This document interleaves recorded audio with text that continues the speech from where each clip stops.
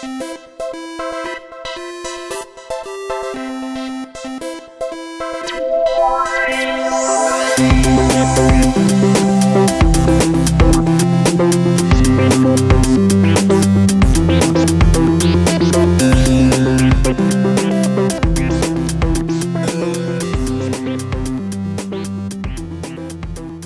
afternoon, everyone, and welcome to the Overcast Gamer Show.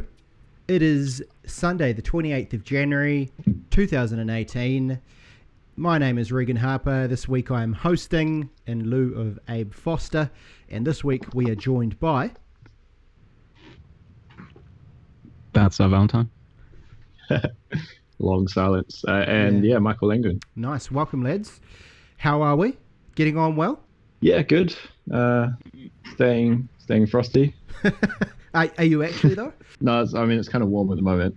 In general, it's been really hot. It has. And everywhere is sold out of fans, so yes. I can't buy a fan for my room. Of course, the classic New Zealand fan shortage. So Yeah. if you're listening from outside of New Zealand, the context here is that it's been in the news. Like, there's a heat wave, right? Like, it's I think over the coming week or so, it's meant to be kind of like 30 degrees everywhere in the country, which is, for New Zealanders, pretty unheard of. And yeah, there's a fan shortage, right? Like, you cannot buy a fan in New Zealand at the moment, it would seem, which is just nuts. So you were on the hunt for a fan yourself, Mike? Yeah, I've been to a few places. There's a few places I could have gone to which I didn't. Don't bother. Because it's like, it's like the warehouse. It's going to be like a shitty plastic fan that's going to break. Yeah. Like, kind of what I really want is, those like the Dyson Airblade, like in the bathrooms, they actually properly clip dry your hands. But they got some really fucking expensive, they're like bladeless fans. Yeah, I've seen them. Have you seen them? Yeah. They're just like a circle and it just like blasts air at you. Yeah. It's like a hoop. Yeah. So no idea how it works, but like, I've thought about this before too, right? Like, because you look at it and it's like, what kind of voodoo is going on here? Yeah. Well, very cool. There must be like a sort of, I imagine it being like a sort of miniaturized jet engine, where it's like the blades inside.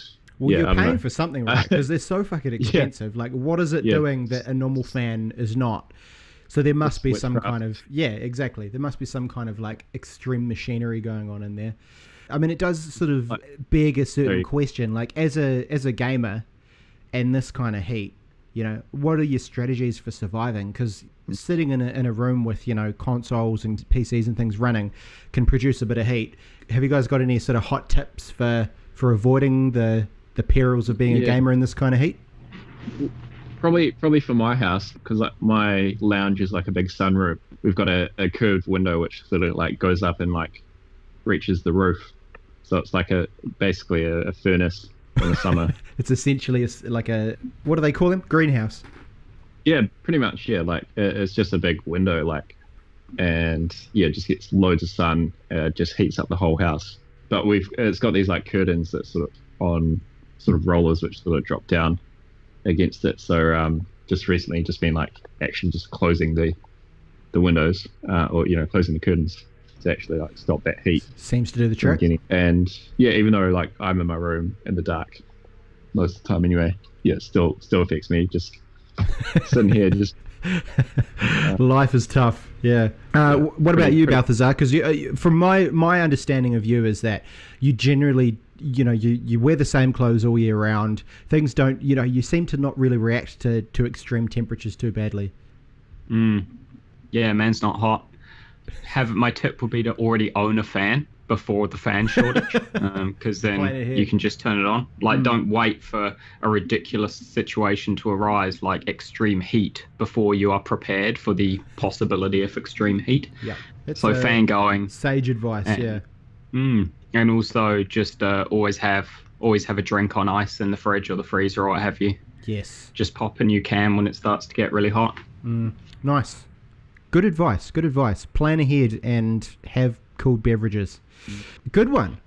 Well, let's then dive straight into... this podcast might be quite short, actually, this time around, but that's okay. Let's dive straight into what we have been playing, just like every other podcast on the planet. Who wants to go first? My list is insane. Your list is insane. Let's start with you to get that out of the way, because it is a ridiculous list. I finished Xenoblade Chronicles 2. It was good. It was a good game. The ending was pretty cool, actually, to be honest, how it made sense as a standalone game, but then also if you'd played the first one, it was you had more of an understanding of the world of 2, which was really cool, but you didn't need it, but they did put in some nice sort of reward for people who had been long-time fans of the series. But yeah, still good game, solid JRPG. If you own a Switch and you like JRPGs, that's the best one on offer at the moment, so absolutely pick it up. Samus Returns on 3DS. After we gave the 3DS a lot of shit, I did buy a game for it. I couldn't resist the allure of a new classic side-scrolling Metroid game any longer, so I did pick it up, and I've finished it twice now. Once on standard and then once on fusion difficulty. Shit, nice. Which you require an amiibo to unlock, and you take 4 times damage and everything, and that was hard. That was a bitch, but still, classic Metroid. Now my Switch game is I'm jamming Disgaea 5 again because I never finished it. I think I'm near the end now. I feel like I am in the final few maps. Yep. Story's building to a climax. So would you have played that previously on like PlayStation or something? Was that Disgaea? I've never played it previously because it was only on PlayStation, and it's such a handheld game. Like it's top-down tactics RPG. Like they're made for handheld games, handheld systems. Sorry. So I've never played one previously because of that. I didn't want to set I've never played Disgaea 5 docked in the TV. I've only played it handheld because it's such a waste of sort of real estate having it on the TV. So yeah. There's something to be said for the Switch in the way that it's sort of like, when you have a game, you can play it in the format that suits that game best, which is so cool, I think. Because, whenever I have conversations like that, when we're talking PC games or PlayStation and things, it's like you're sat on your ass playing that kind of stuff. But yeah, I don't know. It's just kind of cool to be able to have that conversation, like, what is the coolest format to play this on? Yeah, it's interesting. Yeah, sure. I also picked up Shovel Knight on Switch because I've never played Shovel Knight before. And all of the DLC is out for it now, so you kind of actually get everything when you buy it. Yeah. It's a fun game. Yeah. I don't know. I'm torn, to be honest. It's fun. There's nothing wrong with it, but at the same time, there's nothing particularly special about it. Like I don't quite understand its instant classic status that it attained. It doesn't, it's not amazing. It's good. There's nothing wrong with it, but there's nothing about it that really makes it stand apart from any other side-scrolling roguelike. It doesn't have anything special, so I'm not quite sure how it has such a huge following and is so, massively successful. But it's a fun game. And again, I think Switch is probably the best platform for it because I've only played it handheld. I can't even imagine docking it just to see what it looks like on the TV because it's, very minimalist. Yeah. Pixelated. Yeah, I don't understand how people have this thing on PS4 and PC and stuff. Like, it's crazy. So yeah, there's that, and along the lines of sort of those side-scrolling, I played some more Hollow Knight on Steam. That is a good example of side-scrolling roguelike. Like that is a much better game than Shovel Knight. Really? Yeah, much better. Like not even close. It's just in every way. The art style is better, the movement is better, the controls are better, the environment's better, the characters are better. And that sort of makes sense in a way, right? Because I remember seeing Shovel Knight and thinking this just looks like an homage to kind of games of older games in this sort of style, and it seems like that's sort of what they did with Shovel Knight was just kind of duplicate that, whereas Hollow Knight is significantly more modern, right? And it's kind of styling and all that kind of stuff, so it makes sense. Yeah, I'm waiting for that to come out on Switch at the moment. Yeah. That'd be a really good Switch release. It'll be the first, the first like Metroidvania game on Switch, which will be great. Basically, our podcast seems to have become like a, Leah, that game looks good. I'm just going to wait for it on Switch though. Like, well, without Abity here anyway. Like, it's just like, good game, but it would be better on Switch. It's great. Yeah, I've always played Necropolis on Steam. Nothing to say about that game. It's shit. Yeah, so it's like indie. I'm sorry to make the comparison. It's kind of like Ashen, in that it's an indie developer's attempt at making a Souls-like open world game. Right. And because they're an indie developer and don't have the team size to achieve that feat, it's just garbage. It's a trash tier game. It's horrible, and I hope Ashen is not like it at all, and is in fact much better because the trailers are kick-ass. Yeah, Necropolis is an indie Souls-like, and it's bad. The AI is bad. The controls are bad. Pretty much copy-paste Hollow Knight into my Necropolis review. Same thing. Or rather, yeah, the way that I just not my Shovel Knight what was it, description, but everything I said that Hollow Knight did better than Shovel Knight, Necropolis is the same. Like it's bad in the same regards by comparison. So then along Souls-likes again, I started Dark Souls 2 on PC because Dark Souls 2 is my least played Souls game. I remembered nothing of it. I only played it through once. And that was when I was more casual and really only played the PvE. So I heard that 2 still has the best PvP scene. So I started 2 again, this time on Steam because I played it on PS3 previously. And I'm having a lot more fun with it than I thought I would. I think purely because I've not played that game for so long that my opinion of it didn't really exist. So I was just tainted by the general consensus that Dark Souls 2 is by far the worst Souls game. But actually, it's not. There's nothing wrong. I mean, okay, there's a major flaw with it, which is that it's not hard in the way that other Souls games are hard. They don't try to make it hard by making interesting encounters with good AI and kind of requiring specific strategies to proceed. They try to make it hard by just saying, here's 50 guys at once. Right. That's hard, right? Like, you can't beat that many at once. That'll make it difficult. Like, they just throw more things at you to make it difficult rather than making it creative and good. But that said, the world design is still cool. The weapons are cool. The enemies themselves are pretty cool. The boss fights are cool. Like, it's still a Souls game. It's still fun. It's interesting you say that about the groups because, like, in my relatively limited knowledge of that sort of genre and Souls games is, you know, the battles... You know, there's the sort of the moderately hard kind of stuff as you traverse the stages and things.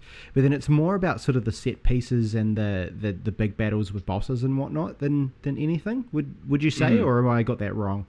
Pretty much. I mean, ultimately, the game really is nothing about the PvE at all. Like, honestly, as soon as you've finished a Souls game once, you can just blitz through everything a million times and just fuck around with completely unviable builds and still finish it without taking any damage. As soon as you know how to beat the Souls game, there is no challenge in it whatsoever. Right. So, to be honest, the whole thing of Souls games is the set piece moments you have with other players, not with anything that's scripted into the game, just with, like, it's a purely PvP game that just happens to have a PvE component to it that just happens to be big and broad and cool. But actually, they are PvP games. There isn't replayability in the PvE alone. I certainly don't know anyone who plays it to a high extent who doesn't exclusively do PvP at this point, kind of thing. So I'm not really a good judge of what sells it on the PvE side of things because I have always been a fan of the PvP side of things. So maybe Mike could talk more to that because I don't know how much PvP you have done, but I know you have finished the PvE of a couple of or at least one Souls game, haven't you? Yeah. So maybe Mike can attest to that in a bit as well. But other than that, other things I've been playing.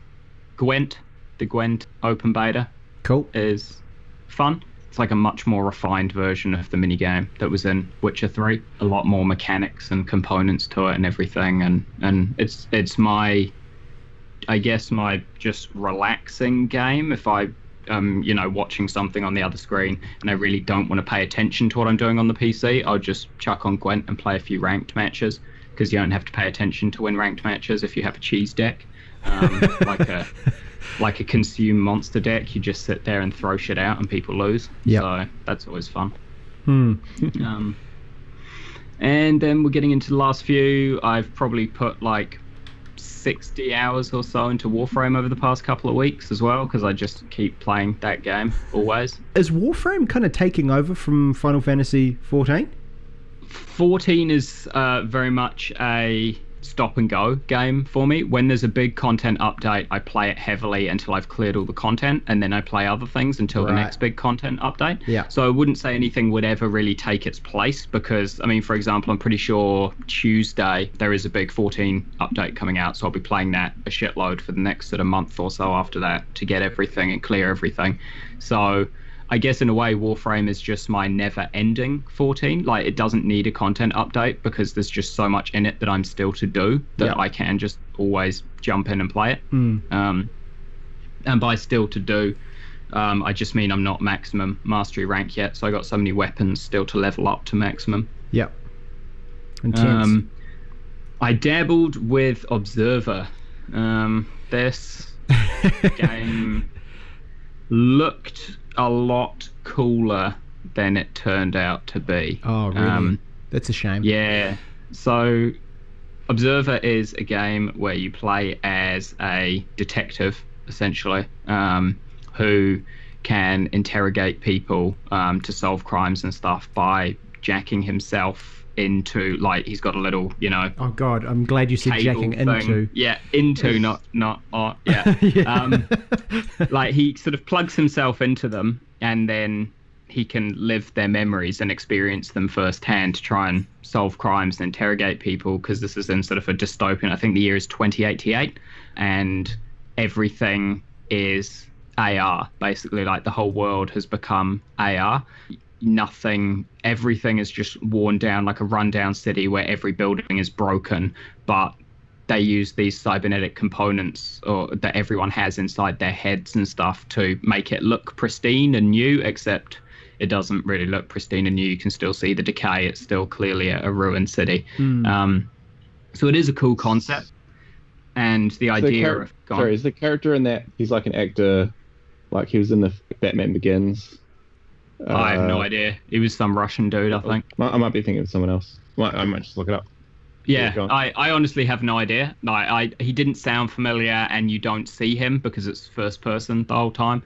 There are mirrors every now and again, so you could see your face. But yeah, it's not as great as the concept was. I thought it would it really played on having these horror elements, where the, I suppose, villain of the game sort of capitalized on your fears, so that when you were journeying through people's memories, he was kind of implanting things in the memories to spook you and make the game a bit of a horror as well. But it didn't work. Like, it was just a pretty cut and dry solve a couple of crimes game.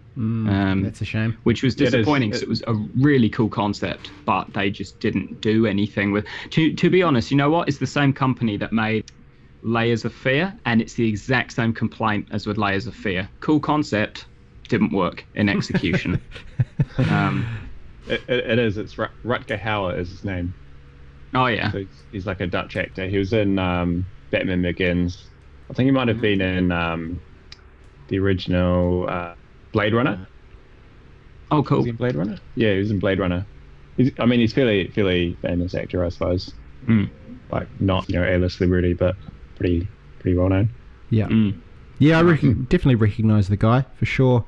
And then other than that, just FighterZ, which obviously we streamed, which is gone. That is a game that also falls into the category of would probably be better on Switch, but I picked it up on PS4 because I wanted to play it now.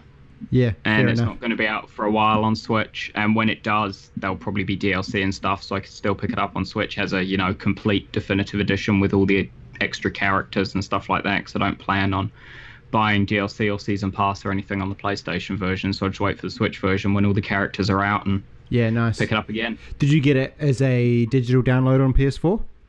I did, yeah, because that's just how I roll now with my PS4. In fact, with most everything, I don't buy physical games anymore unless they have a collector's edition, that has an item I particularly like. If it comes with physical tat that I really am keen on, like a crossbow or something. Precisely. Yeah. Then I would pick it up physically, but no. Otherwise, I just am a fan of the digital download. Even if, like, with Dragon Ball FighterZ, I knew ahead of time, like 3 days ahead of time, that I was going to pick it up on release day, so I could have just gone into a store and picked it up on release day. So it wasn't, just the convenience of, I'm at home, I'll just buy and download it now. I just decided to pay for it and preload it from home a couple of days before, so that I didn't have to go into a store and talk to some incompetent ninny. Yeah. Talking to the ninnies is hard work for sure. Yeah. Nice. That's a solid list, man. Like I'm always impressed by the sheer number of games that you spend time with and like have enough time with to comment on. It's impressive stuff. Cool. Mike, tell us about what you've been playing, man. What's been going on? Well, I'm not sure if I was playing Dark Souls 3 about the time of the last podcast. Might have been. But yeah, got quite heavily into that. Decided to pick it up finally. And yeah, absolutely loved it. Talking to Balthazar about it. Oh yeah, I was talking about it on the last podcast because I think you were, yeah. Yeah, and Balthazar was like trolling me with like giving me all this bad information and stuff about it, which was funny. End up finishing that, so getting like 3 endings and getting all the stuff, which is cool. Yeah, got the platinum. That's what I mean.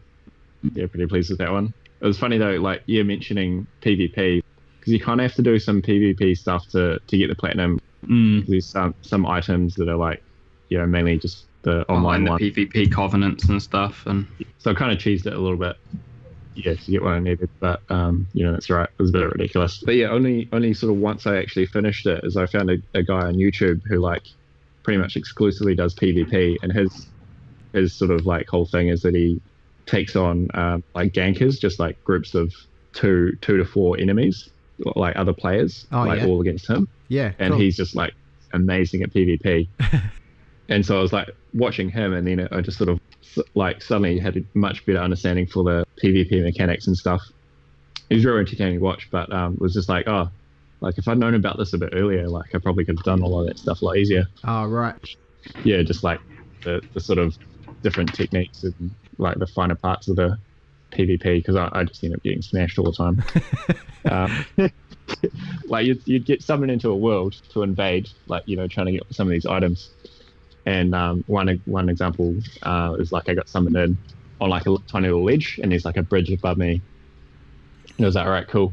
I'll like go see where the host is, and I like go to like turn around, go up a ladder, and just these 4 dudes just come at me, and I'm just like on this ledge on the side of a cliff, and just like completely blocked off, and I'm just there's absolutely no way I'm getting out of this alive. And they all just attack you at once and just like kill you, and it's like, oh my god. That's cool though. Like, in a way that builds a story though, right? Because that's obviously one of the more memorable ones. It sounds frustrating though, especially if you're trying to work for something like a trophy and you have to deal with that. I don't know, the whole PvP thing probably wouldn't be my scene if I was into those games. I think it'd be quite tough. But you got it done in the end, it sounds like. Yeah, got there eventually. But yeah, that was good fun. And actually, like it was quite handy the day I finished Dark Souls 3 is the day my Switch arrived. Ah, nice. Which is very nice timing. So yeah, got to jump into Zelda pretty much right away. Cool. So yeah, absolutely love that game. You both played it, eh? We certainly have. Yeah, it was my game of the year last year. For those people who were astute enough to watch our Game of the Year episode from late last year. Tell me about it, Mike. Lay the experience out. Yeah, it was really good. What I loved about it was just sort of like the freedom and the openness. Like, for example, like right from the beginning, pretty much you can just go and like you do get the quest, just go beat Ganon. Yeah. Right away. And, it's possible to actually go and do that, although probably quite hard. And then just it kind of reminded me a bit of Red Dead Redemption. Oh yeah. You're just sort of like roaming around on your horse sometimes. It's quite open. You got to get from you'll see somewhere, or like you're planning to get to another spot across the map, and so you just got to like jump on your horse or start running off, and then just like getting there is like a bit of a journey and experience in itself. Yeah, absolutely. Like with what you encounter and like the enemies and the environment and the stuff you pick up and things that happen. Was just like really really cool. Like you got to think about each sort of situation as you come across it, how you're going to tackle it, how you're going to get on the mountain. Or it's quite interesting, like that idea of sort of the journey is what it's all about, which perhaps a metaphor for, for deeper things. But yeah, I love that sense of just kind of like you pull out your telescope, you might be standing on a tower or something, and you can see where you need to get to, but you can't see how you're going to get there. And then in between there, you end up fighting 3 or 4 bands of whatever those things are called, climbing a couple little mountains, and it's just awesome, that sense of exploration, I reckon. Yeah, and there's things to find everywhere as well, like the little, what are they called, the little Deku guys? Koroks, yes. Yeah. Yeah, they give you the Korok seeds. Yeah. Yeah. Because they're sort of hidden about the place. So you'd like solve little puzzles, or there'll be like a circle of rocks, and there's like one rock missing.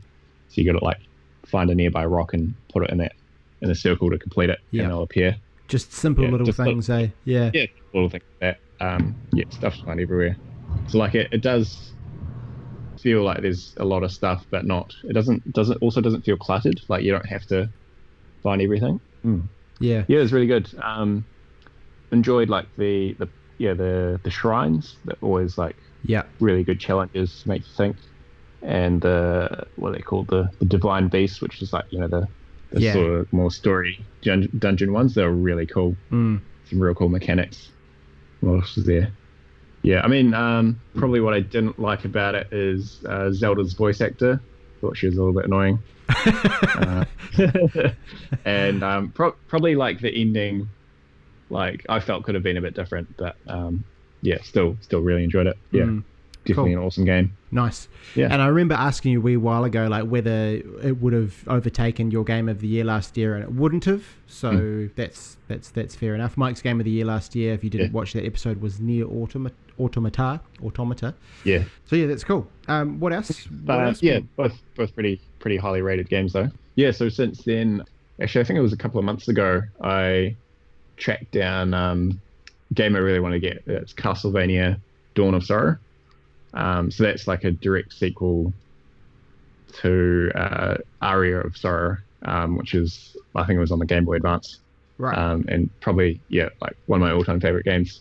So yeah, this one, it's on the DS. I think it actually came out in like 2005 or something, but yeah, tracked it down on Amazon and decided to get it shipped over. Cool. And just been having that. So just classic Castlevania experience, exploring Dracula's castle, although I don't think they actually explicitly say it's Dracula's castle, but it's pretty obvious that it is. Yeah, I don't suppose there's too much to say about it. It's a Castlevania game. It's pretty cool. Like, I feel like I'm really good at the mechanics of the Castlevania game, so I'm just like pretty much like quite dominating this game. What would you say defines a Castlevania game? So it's sort of a side-scrolling platformer type thing, isn't it? How does it? What's the special magic sauce that Castlevania has? Sort of about, so you got a bit of exploration, so like exploring the castle. It's got the traversal kind of thing, so like it's sort of, I imagine, similar to Metroid games, where you get new abilities which allow you to explore more parts. So that you eventually get the classic double jump. Cool. Which allow you to like sort of traverse underwater a bit more, so it's more like just, I don't know, you essentially just walk underwater instead of like floating along the top. So you get to more places like that. One of the last ones I got was you turn into a bat, so you can fly up higher. Yeah. So it's really kind of the sort of slow cracking open of the major dungeon as you go through it and progress in the game. Is that sort of its drawing point, you'd say? Yeah. The other part I quite like to these Aria of Sorrow and Dawn of Sorrow is that every monster, like when you kill it, it has a chance to drop, basically like get its soul.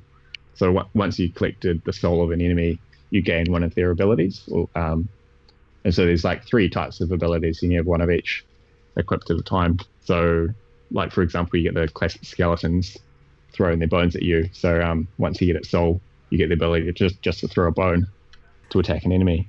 Yeah. And eventually just get like quite a wide range of like different cool abilities. Yeah. You can use. Yeah. Is the end of the game killing Dracula? Because that'd be great if it was. I suppose I can kind of spoil it, because they are very old games. Yeah, it's pretty old. Ari of Sorrow, so the previous game, this guy Soma, who it's gonna sound really weird, but him and his friend are at some sort of shrine or something, I think at the beginning, to watch a lunar eclipse, and somehow they get pulled into the lunar eclipse where Dracula's castle is. So they're inside the lunar eclipse with Dracula's castle. And it turns out that Soma himself, so the main character, is actually a reincarnation of Dracula, or he's going to be reborn as Dracula or something weird like that. Yeah, it's all a bit confusing. Yeah, but and so you sort of there are multiple endings to the game. So ones where sort of better and worse endings. So yeah, I don't know. Yeah. Okay. Turns out he's Dracula, and then so this game, Dawn of Sorrows, a year later, he's sort of prevented himself from becoming Dracula again. But there's a cult who's trying to bring back Dracula, supposedly so because he's the ultimate Lord of Darkness, and for God to be the ultimate good, there has to be an ultimate evil. Right. Yeah, kind of confusing, but yeah, I mean the story's not the greatest. Yeah, it's not about the story. So there we go. Yeah, nice. Yeah, nice. Not about the story. Yeah, yeah, about cool. the journey. Yeah, nice one. Well, I have been playing a couple games. One that Balthazar has been playing is Xenoblade Chronicles 2, which I picked up on Switch, obviously on Switch, just because I sort of felt like I needed to spend a bit more time with my Switch, and this game looked really cool. But man, the thing that gets me about this game is there's just a system for everything, eh? Maybe it's just been a while since I've played a proper JRPG, but there's just basically every single thing that happens in this game, there is a massive convoluted system around it. And that's good in some ways and bad in others. But, a lot of games will just have, let's say, the leveling. When you level up, there'll be a couple things you have to do, and you can kind of customize things there. And then the rest of it is all pretty well sort of set in stone based on the game's mechanics. But this is leveling up is the easiest part of it. There's kind of salvaging, there's the blades, and they have 3 or 4 different things you can customize on them. Then there's the actual driver themselves. So the drivers are the people that have the blades, are essentially the blade wielders, and so there's 3 or 4 different things you can customize on them. And then you've got to think about the different combinations of blades that happen across your party, and that's the different combination of whether their role, so whether they're an attacker, a tank, a healer. And then you also need to consider, do I have coverage for the different element types, so that when I'm doing my blade combos, I've got access to different elements. And then not only that, when you're in battle, there's timing. It's just so dense on all of the different mechanics that it's kind of awesome and kind of a pain in the ass at the same time. But Balthazar, you've played a lot of these games, eh? So this is probably all not new to you. Well, 2's very different from X and the original. There is a lot more to it, because in the original and in X, you don't have blades, so you don't have multiple different. Basically, your weapons don't have their own customization and characteristics to them. They're just weapons in the previous games. Yeah. So yeah, that does add another layer to it. I mean, something that I guess shows just how much there is in this game is there are 10 chapters in the game, and at the start of chapter 10, I was still getting those tutorial prompts that come up on the top part of the screen. Oh man, you're still being taught new mechanics 120 hours into the game. Yeah, absolutely. Wow. It's crazy, you think you've got it, and then that's another thing. Like the other day when we caught up for lunch, Balthazar, and I'm talking about just blade combos and things, and then you're like, oh yeah, but what about like the topple and the break and topple and leap or whatever it's called? There's this whole break, other topple, launch, smash. Yeah, there's this whole other part of the game that just hadn't even touched on. It's very dense, but in saying all of that, in a way, it kind of makes up for it for the ridiculousness of the characters and the sort of it's just like, so for example, there is one little guy called Tora, and he's, what's the race called? He's a Nopon, which is basically this kind of 2-foot tall. They're little blue things, are they? He's not blue. They come in a variety of colors as the franchise goes on. But yeah, you would have one in the original Chronicles as well in your party. Yeah. And he's like 2 foot tall. He's like a little fluffy round thing with wings for ears. And anyway, it gets to a point where you meet him and he needs help with getting some parts for an artificial blade that he's creating. And that's just the kind of thing that comes up in a story. You go, yep, sweet. No, it's a fetch questy kind of thing. I'll go out and get these parts. And they use that, to be fair, to kind of teach you some stuff about salvaging. But then you come back and you give him the parts and he boots up his artificial blade. And he's obviously got it on some kind of setting. And it sort of stands up, and essentially you learn that he's programmed it so it can kind of be like a little sex doll as well, rather than just like his artificial sex blade. Yeah, it's the weirdest thing, and then there's a scene where they're all, he's a bit sort of embarrassed about it and all that kind of stuff. But it's kind of peppered with things like that, relatively light-hearted moments that sort of offset the intensity of all the mechanics and all the things that you have to learn. But they're also quite fun. So yeah, I'm really enjoying it so far. So the blades, the weapons, but they're like people as well. Yeah. So, I mean, Balthazar, you probably be able to explain this. I think maybe you have. I don't know. I guess just like Pokemon or Digimon really is the easiest way to look at it. Like they fight with their collectibles. They throw collectibles at each other to fight, but the collectibles also actually have weapons. So. Yeah, they're a character, and the character may be an axe user, and so when you use them, you use an axe to fight, and when you use blade combos, you give the blade their axe back, and they attack on your behalf with it to do more damage, kind of thing. Yeah. Okay. It sounds odd to explain it, but it's pretty straightforward, I think, like when you actually get into the game. Basically, there's the blade is a person who's this being, and if you are linked with them, then you are given whatever kind of weapon they represent, like have. It's bizarre, but it's also like kind of straightforward when you're playing it. Yeah, I just remember that the video I watched of it was like, I think the main girl's name is like Pyra or something. Yeah, so I was like, oh, this is Pyra, that's it's the main dude's like girlfriend / sister / weapon or something like that. It's like seems really weird, but it is a bit like that, like the relationship between Rex and Pyra is a little bit kind of weird. They never maybe they nail it down, but at this you've got no idea so far what you're up to. It's not even started to get complicated yet. Right, good. When the third and fucking fourth characters come into the mix and make this weird triangle square relationship of extreme confusion, that's when things start to get really weird. For now, it's pretty straightforward. It's just a Ross, Rachel, will they, won't they kind of thing. Nice. Yeah, but he's kind of like, I get the sense from Rex that he's a fucking idiot, to be honest. Like, he's so clueless. He seems like he's 10 or 11 or something. Like, he seems like a really young kid. And, just Google Pyra. That sort of will sort of fill you in with what she's all about. She's I don't know. 500 years old, so. Yeah, something like that. So it's a strange one, but I'm enjoying the game itself. The other game I've been playing is Wind Waker, actually. The Legend of Zelda Wind Waker on GameCube / emulator.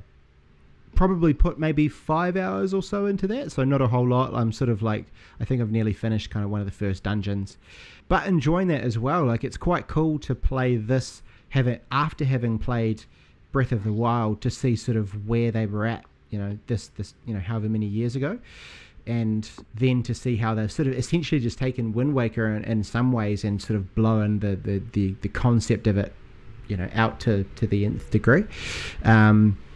Just things like the art style is sort of, you can see it's sort of this nebulous form of where Breath of the Wild eventually got to, and then the classic sort of dungeon design and things where you're interacting with things like fire and water and that kind of stuff to work your way through the dungeon, which is really cool and satisfying. You're not being asked to do these arbitrary things that the game developers have just made up. All the puzzles and things are always based on sort of the physical world, elements and things like that. So they're just really satisfying. Yeah, so Wind Waker's also pretty cool, and yeah, I think I'll continue on with that. But that's kind of what we've been playing. Anything you guys want to finish up on in that section while we're at it? No, I'll just add to your Wind Waker. It's probably actually my favorite classic Zelda game, so just have fun with it. Oh, really? Like, there's so much charm in that game compared to the other classic ones. Like, it keeps, what made them good, i.e. the sort of the dungeon sleuthing and the power-ups, and there's a lot of, I feel like in Wind Waker there are quite a few more optional upgrades than in other Zelda games, where if you don't go to a particular island at a particular time of day, or when the wind's blowing in a certain direction or whatever, you won't see the opening to a dungeon that gives you an upgrade that you don't need to complete the game, but it's just a cool upgrade.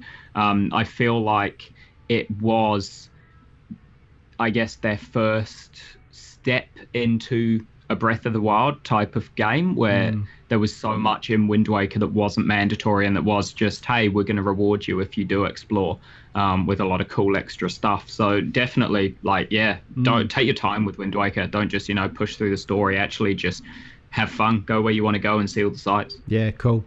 And it is quite cool how it's open. Like, I don't know, I just have this expectation of older games that it's going to be linear, and because the hardware might not have been able to handle an open kind of world. And this is kind of interesting in that it addresses it by having kind of the ocean that you can sail on, right, and go to different islands and things like that. So it gives you that sense that it's kind of an open world, but really all you've done is just traverse this section of blue stuff. But it's cool. You, like you say, it oozes charm, like right from the get-go. There's something quite special about it. So yeah, pretty pumped about spending more time with it. So with that brings us on to kind of news, and it's a weird one because there's not a whole lot of gaming news to be had at the moment. But I thought, Balthazar, you've been relatively heavily watching the Overwatch League recently. If you've got any thoughts, share with us how it's been going. It's actually pretty interesting if you are partial to watching sort of competitive scenes and pro players playing games. I think it's a hell of a lot more enjoyable than things I used to watch, like the League of Legends Cups and things like that. Those were equally hype, stadiums packed to the rafters with millions of people, just watching a game being played on a stage. It carries over all that hype, but I think it feels a lot more, so I don't know. I guess it's just because of the game itself. It's anyone's game. Every round is anyone's game, as opposed to League was great for what it did for esports, creating esports effectively, being such a highly watched and played game is what allowed it to become a professional thing. Sure. And it really set the stage and the scene for what esports were going to become. But it's also very one-sided, and you can often tell 10 minutes into a round of League who's going to win, which meant that the professional cups weren't really fun to watch the whole thing. As soon as you saw, clearly this team's now going to steamroll, then you just wait for the next game and just do whatever. Whereas with Overwatch, because there's no power creep, you don't buy items, you don't level up, you're always the same flat power. At any minute someone could make a play that's going to completely turn the tables, and give them the round. And so it's quite a bit more interesting to watch, I find. This week just gone, I guess, there was some crazy plays on Friday that upset a lot of people. The three or two of the big three top teams lost to underdogs, quite low ranked teams, and they were on flawless winning streaks up until then. So it was actually really fun to watch those matches and kind of be looking at it and seeing it but not believing it. While you're looking at it, you're like, hey, they didn't just lose that round. How did they just give that round to them? That makes no sense. Yeah. They have the superior players on paper. They have the players with the higher win rates and the better skill. So how are they throwing these matches? And you'd think, it's okay, it's just one map, there's two to go, they've got this, and then they'd lose, and it was just incredible to watch. And then yesterday, Seoul Dynasty, who were the only ones who were still on 100% win rate, lost a match to Excelsior, who are one of the other top three, who'd already lost to Fusion during the week. And so now nobody is untouched. There are no god tier teams anymore. They've all lost to someone, which was just really cool that, you know, for the whole season so far, there were these top three that were untouchable and that nobody could beat them. And then within 1 week, all three of them lost a match to quite low performing teams. Yeah. So it was really cool to see just that turn. And again, it, I guess, carries on that point of difference between League and Overwatch, where any match can be anyone's match at any time. All they need is the right person to do the right thing at the right time, and that's it. They've completely turned the tables. So I think it's going to be pretty cool. It's going to be long. I think it's like 3-4 months. Yeah, something like that. Because there's something like 4 or 5 rounds, and each round takes a couple weeks, kind of thing, right? So which is craziness. Yeah, so it's going to be going for a while, and I'm quite excited to just keep watching it, see what happens. I'm rooting for Excelsior, and particularly Big Daddy Pine, whenever they pull him out on Ilios. But yeah, we'll just see what happens with it, and I'm sure I'll maybe have things to say again in future pods if anything of particular interest happens. Yeah, nice one. Cool. I am excited to see how that all pans out, especially given how, like, you know, Blizzard's really pushing it as an esport, and this whole tournament, the whole kind of thing is just impressive to see, like, just to watch, and how well it's put together and that kind of thing. So good job, Blizzard. Well done. Yeah. But yeah, as I say, there's next to no news at the moment, which is, you know, just kind of what it's all about at this time of the year, I think. I think the big thing of interest for me is just that announcement that this year Nintendo has 4 times as many developers working on first-party games as they had last year. Yes, that is a cool I think that's really cool. Hopefully that means a lot more solid quality Nintendo Switch exclusive games coming out. Yeah. Well, I do know one that I'm kind of looking forward to is probably the next Kirby game. I think that's in the next couple months as well. Star Alliance or something, isn't it? Yeah, I saw a few little gameplay trailers and things for that, and it looks like fun. Kirby games are a good time. So yeah, it is really cool to know that not only are they getting that third-party support from, you know, third-party developers and things, and we're getting all these cool games, there's also this massive push for their in-house stuff as well. And you know the quality is always going to be so high with Nintendo. I think that's the thing that's going to be awesome. What are your bets for this year? Like, what do you think out of things that haven't been announced yet, or what have you, or maybe things that have, but you haven't really heard anything other than a name? What do you think is coming this year, first party for Nintendo? First party for Nintendo. Can only hope for more 1-2 Switch. What's the next one going to be? 3-4 Switch? Yeah, 3-4 Switch, yeah. You know what I would be super down on would be another, essentially a Wii Sports, but like a Switch Sports. I think that would be cool. That would be good fun. Like if you could do bowling and all that kind of stuff again on the Switch, just with update, you know, that would be really cool for me. I'm betting we're probably going to be getting a Smash Bros this year. Yep. They've pretty much always been launch year or very close to launch for you know, each Nintendo system since the first one on N64. There's been a Smash, so I'm thinking this year we'll get a Smash, hopefully a new one, not just Smash Bros Wii U ported across. Yeah, absolutely. It's funny, because I remember with the Smash Bros thing, I remember getting like a game magazine back when Nintendo 64 was out when I was a kid, and seeing like just photos of Super Smash Bros in there, and always really, really wanting to play the game, but I've never had a chance, and to this day I've never touched Super Smash Bros. Really? Yeah. So if it comes out this year, I'm all fucking over that for sure. Good games, especially now that Nintendo started reclaiming some of the original Nintendo series that have moved to other systems, like how we had Cloud from Final Fantasy and the Wii U Smash, because Nintendo started to reclaim the fact that Final Fantasy started as a Nintendo IP, and so they're pulling it all back and being like, no, give us our characters again. Yeah, give them back. Yeah, no, that'd be cool. That'd be very cool. Anything else on you guys' radar for this year for Switch? I'm excited for Bayonetta 3, if only because it's a Platinum Games game, which took my Game of the Year last year. So a Platinum Games Switch exclusive will be hopefully the tits. Yeah, I'd say so. Yeah. Nice. Looking forward to Dark Souls on Switch. Dark Souls remastered. Yeah, I think Switch will be the platform for it, to be honest. Like, because A, playing it anywhere is always good, but B, because just looking at the the YouTube community for Souls, it seems like everyone who is a Souls creator, when they're asked, "Oh, what do you think about Dark Souls remastered?" they're all saying, "Pick it up on Switch." PC already has Dark Souls remastered in the form of mods and texture packs for the original kind of thing. Yeah, it really doesn't need it, and console.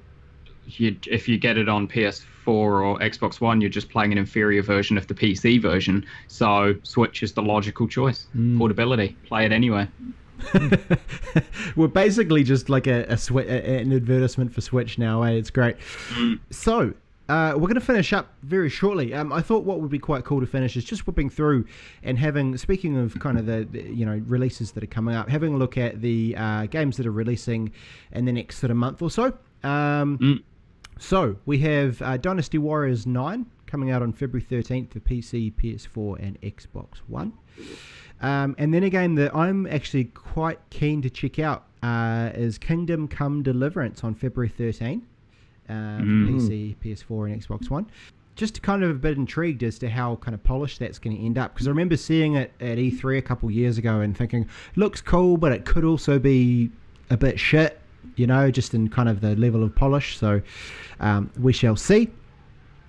February 13th, Owl Boy for PS4. Overwatch League Boy. Overwatch, yeah. Something like that. Don't know much about it. Radiant Historia Perfect Chronology. That's how you say that word, on 3DS. Still bringing out 3DS games. Secret of Mana, February 15th. Bayonetta and Bayonetta 2 on February 16th for Switch. We've got Fae or however it's pronounced. Oh yeah, Fae. Yeah, February 16th. That's Ubisoft, isn't it, or something, or EA? It's an EA, one of those EA indies. How they got into the indie scene as well. Yeah, their whatever it's called, their creator something or other. Yeah. Anywho, Age of Empires Definitive Edition on February the 20th, which is pretty awesome too. Looking forward to that. Metal Gear Survive, February the 20th. I can't believe that game is soon and nobody gives a fuck. Like, it's like nobody's even reporting on the fact that it is coming out soon and is going to probably flop or anything. Just no one's touching it with a stick. Yeah. It's almost like the entire world has just signed an agreement that now that Hideo's gone from Metal Gear, don't talk about Metal Gear. Yeah, it's true. It's interesting. Just don't give it the time of day, because really it's just Konami, right? So yeah, interesting. And then finishing up on February the 27th, Payday 2, which I know you guys are just pumped for, on Switch. So that is what February is looking like. Shadow of the Colossus. Oh, Shadow of the Colossus not on this list. Is that this month? It's out on the 7th. Oh shit! Wow. Really? That's so soon, isn't it? That's just over a week. That is massive. Yeah. Shit. I need to figure out what the story is with this list, because this is a shit list if it doesn't include Shadow of the Colossus on it. Yeah, no, that's super exciting. That is really exciting. Are you you're picking that up early on, Mike? You're going to go straight for it? Yeah, I reckon it will. I'm pretty keen to play that again. Awesome game, awesome music. Looks awesome. Yeah, graphically. it is. I mean, the following behind that game really says a lot about the quality of the game. It is one of those classics, one of those cult classics that everyone loves. So, nice one. Yeah, more riding around on a horse. Indeed, yeah. One thing I never managed to do in Shadow of the Colossus was climb to the top of the main big area. I think I remember there being a trophy on the remaster for climbing to the top of that, and I never managed to do that. So that'll be one of my goals this month. Well, there's a whole, I finished the game, but there was a whole part of it which I didn't actually realize was a thing. And I think there's lizards running around that you got to eat. Yeah, and then you finished the whole thing without increasing your stamina bar. Yeah, that's absurd. Yeah, oh, nice. That'll be something to do. Yeah. Well, there you go. That is probably us for another fortnight. Thank you so much for sitting in and listening to us ramble.